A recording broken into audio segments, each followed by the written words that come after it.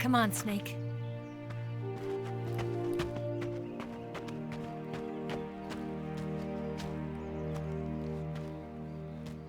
We made it.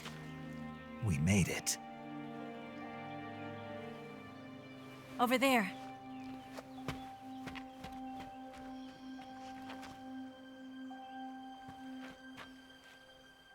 It's the boss, isn't it? I'll go get the wig ready to take off. Right. I'll leave you two alone. But come back in one piece, okay?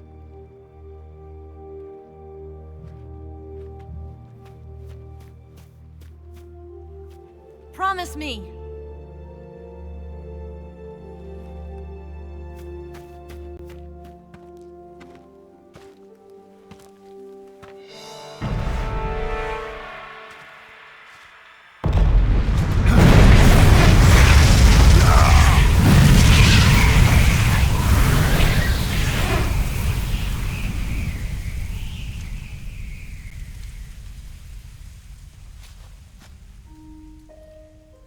Life's end. Isn't it beautiful? It's almost tragic. When life ends, it gives off a final lingering aroma. Light is but a farewell gift from the darkness to those on their way to die. I've been waiting, Snake, for a long time. Waiting for your birth, your growth, and the finality of today. Boss. Why are you doing this? Why? To make the world one again. The world used to be whole. But with the end of the Second World War, the philosophers began to fight amongst themselves, and the world was torn apart. The Cobras, my comrades who trained and fought alongside me, were torn apart as well. The foibles of politics and the march of time can turn friends into enemies just as easily as the wind changes. Ridiculous, isn't it? Yesterday's ally becomes today's opposition. And this Cold War? Think back. When I was leading the Cobras, America and Russia were fighting together. Now, consider whether America and Russia will still be enemies in the 21st century. Somehow I doubt it. Enemies change along with the times, the flow of the ages, and we soldiers are forced to play along. I didn't raise you and shape you into the man you are today just so we could face each other in battle. A soldier's skills aren't meant to be used to hurt friends. So then what is an enemy? Is there such a thing as an absolute timeless enemy? There is no such thing, and never has been.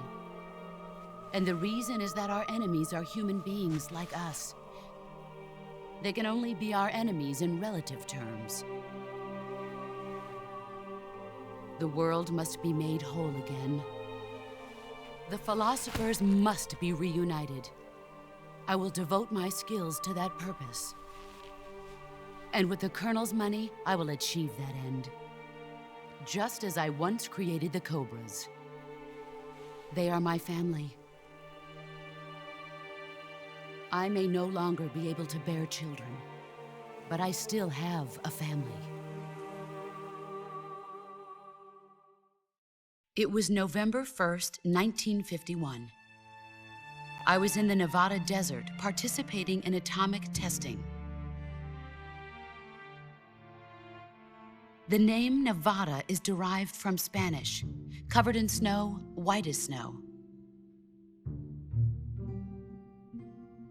And snow is exactly what I saw in that Nevada desert. It froze my blood white.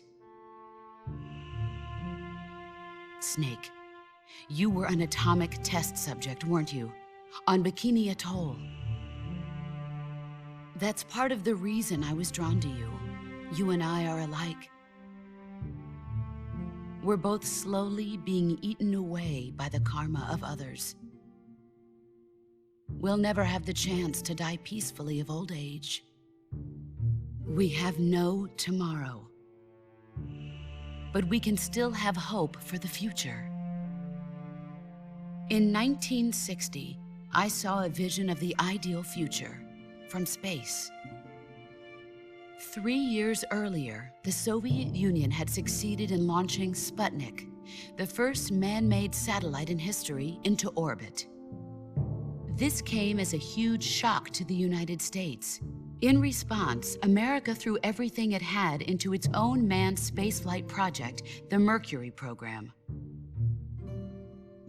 Even as the Soviets seemed poised to send their first man into space, America was still experimenting with chimpanzees and rockets. The government wanted human data, so they secretly decided to send a human being into space. I was the one they chose. At the time, they didn't have the technology to block out cosmic rays, and whoever they sent up would inevitably be exposed to heavy radiation. That's why they chose me. After all, I'd already been irradiated once. Of course, you won't find any of this in the history books. I could see the planet as it appeared from space. That's when it finally hit me. Space exploration is nothing but another game in the power struggle between the US and the USSR.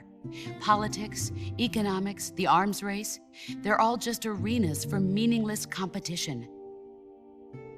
I'm sure you can see that, but the Earth itself has no boundaries. No East, no West, no Cold War. And the irony of it is, the United States and the Soviet Union are spending billions on their space programs and the missile race, only to arrive at the same conclusion. In the 21st century, everyone will be able to see that we are all just inhabitants of a little celestial body called Earth. A world without communism or capitalism, that is the world I wanted to see. But reality continued to betray me. In 1961, I was sent to Cuba, to Bahia de Cochinos. It was part of a CIA-sponsored invasion under the guise of taking Cuban exiles back to their country. But the US government betrayed them. Our weak-kneed president held back their air support. Defenseless, the exiles were annihilated by the Cuban army. All I could do was watch in silence. I was set up by the very country I'd sacrificed so much for, by the very government I dedicated my life to defending. I was driven from the surface world, and I went underground. Then, 2 years ago, I faced the Sorrow, my old comrade in battle. He was my friend. But one of us had to die. I was left with no choice. The Sorrow gave his life for me. There is no enmity between us. One must live, and one must die. That was the mission. The ones who gave me that mission were the philosophers. Early in the 20th century, the true holders of power in the United States, the Republic of China, and the newly formed Soviet Union gathered together in a secret meeting that would later be known as the Wise Men's Committee. The secret pact they formed there marked the beginning of the philosophers. But the last of the original members died in the 1930s. After that, the organization began to run out of control, and the Wise Men's Committee degenerated into a mere shell of its former self. The philosophers of today have no sense of good or evil. Their influence extends to countries and organizations involved in every aspect of every war. They have become war itself. That's how they operate. The sacrifices of war cause a shift in the times. This shift leads to renewed conflict, and in turn triggers the next war. Like a nuclear chain reaction, each conflict sparks countless others, forming an endless spiral that will continue on for eternity.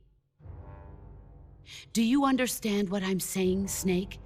By consuming me and you, the philosophers intend to keep that cycle going forever. It was my father who explained all of this to me. He was one of them. You see, I am the last remaining child of the philosophers. But after he revealed the truth, my father was killed by that same shapeless, formless organization. And my father isn't the only thing the philosophers have taken from me. In June of 1944, the Cobras and I took part in the landing at Normandy. We'd been given a top-secret mission to locate and destroy enemy V-2 rocket installations. I was pregnant at the time. The sorrow was the father. I gave birth on the field of battle. A beautiful baby boy. But my child was snatched away from me by the philosophers.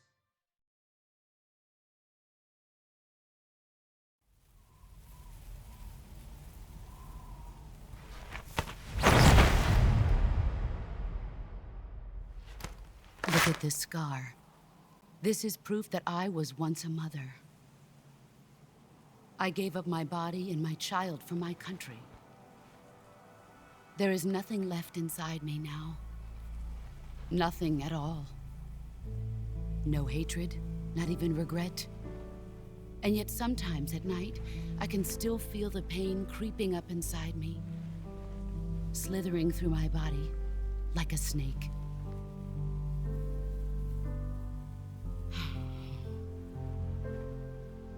I've never talked this much about myself before. Thanks. Thanks for listening to me.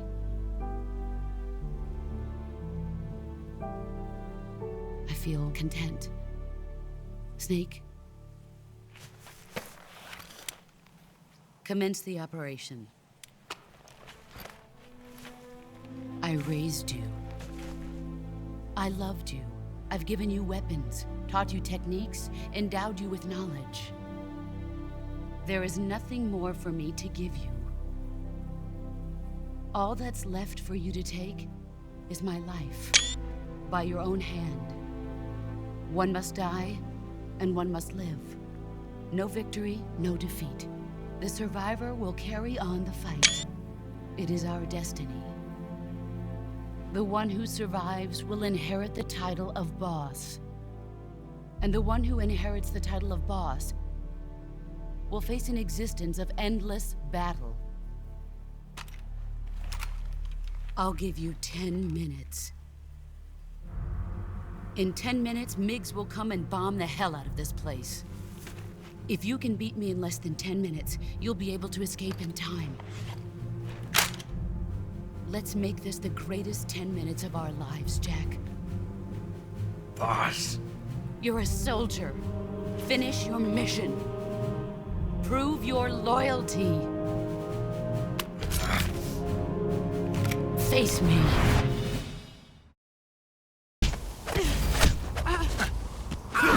Excellent, Jack.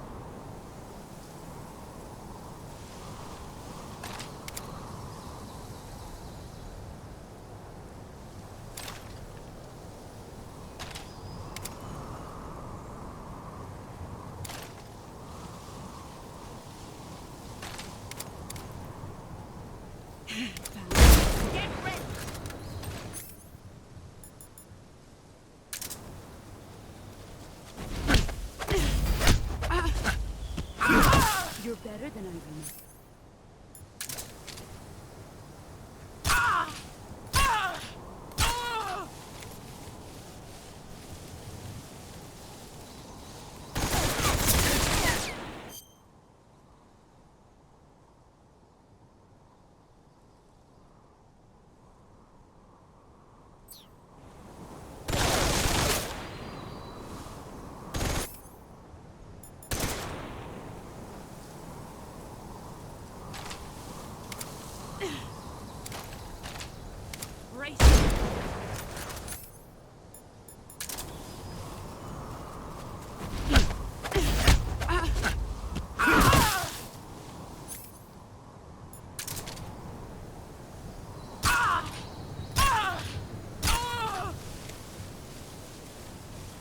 Let's see what you're made of.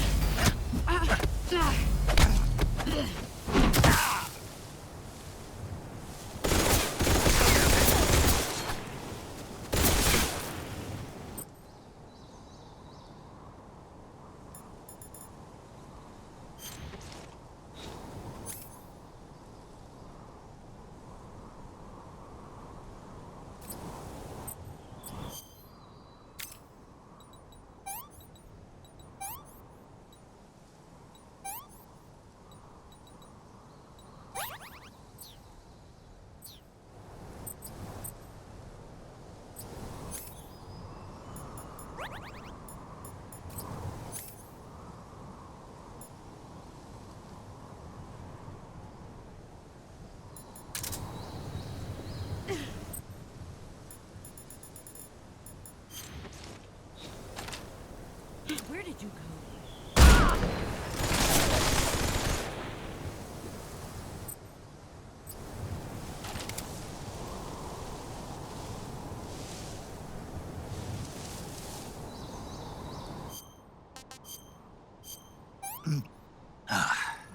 Delicious.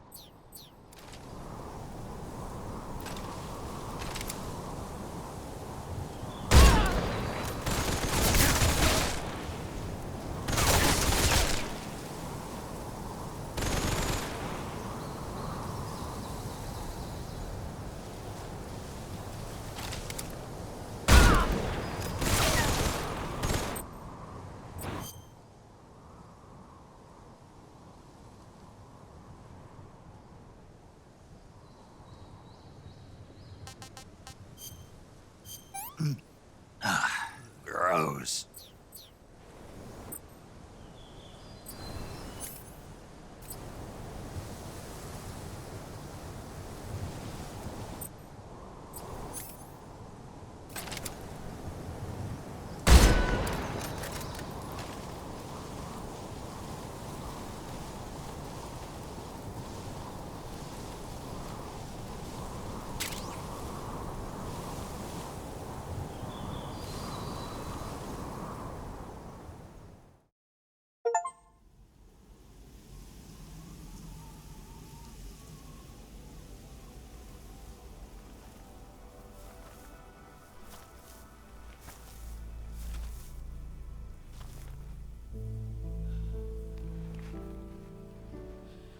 Take this.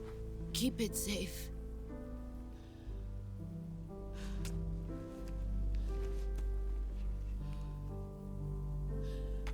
It's our only hope.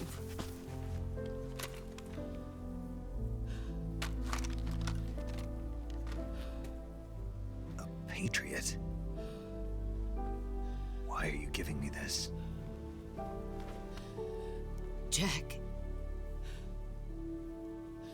Or should I say, Snake? You're a wonderful man. Kill me. Kill me now. Do it.